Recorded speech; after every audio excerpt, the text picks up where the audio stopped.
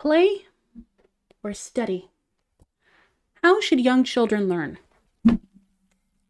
That's what I'd like to talk to you about today.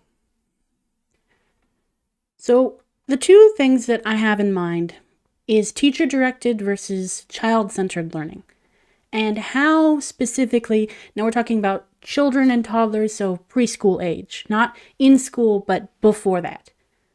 Talking about the benefits of this, the two different styles, and the differences, and also some of the drawbacks. So we're going to go over all of it. And we're going to take a look at the end of the presentation of what the ideal learning environment would look like. So what exactly is teacher-directed learning?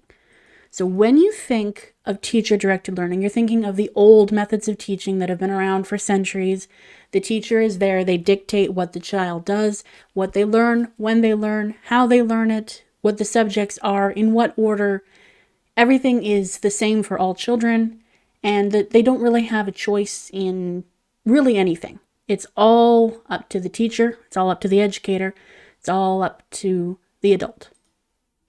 Now, there are some benefits to this method of teaching. It wouldn't have been used for so long if it didn't have some benefit. So it's easier for educators to control their environment. Now, daycares tend to be chaotic in themselves, but when there's structure, it's easier to balance things out. You can plan out what the children are going to learn during the day, and you can be organized. It's easier to be more professional about it. And all the children, they learn the same thing, and they learn it at the same time, and they learn it together. So those are the benefits. But there are also some negative aspects to this, because we are talking about little babies, children that are between 2 and 4 years old. They can grow bored, they can grow distracted, they can get irritated. And if they don't have an interest in the subject that they're learning, then they're not going to learn very much, are they? They might not learn through the same methods either. They can stunt their academic growth and affect them when they're later on in school, higher grades. If they don't enjoy what they're learning, they're not going to learn as much, if at all. And now we're going to talk about child-centered learning. Now this is a little bit more modern.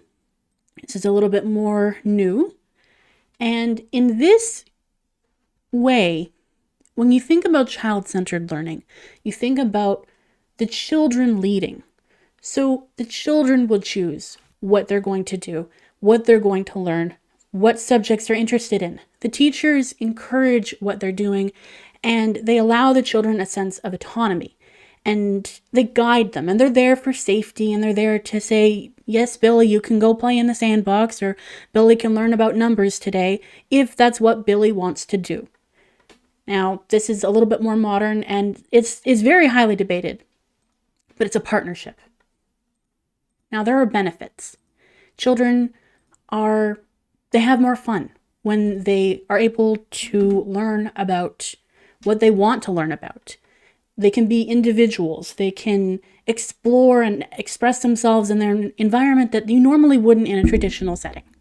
Now, what I found interesting is that some studies show higher results in reading and math through this method of learning and teaching.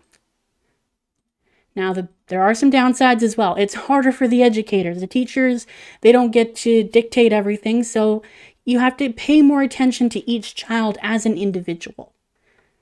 The ideal learning environment would be a combination of both. So some structure and some a little bit more chaotic children learning what they want to learn. So there would be times where the children can have free time to do what they want, but also having some structured things that happen during the day. You also need to consider how old they are, because children, the younger ones, are going to benefit more from being able to be free, whereas the older ones might be a little bit more able to be subjected to that kind of structure. But everyone learns in a different style. Some are visual, some are kinesthetic, some are auditory, and some just learn by doing.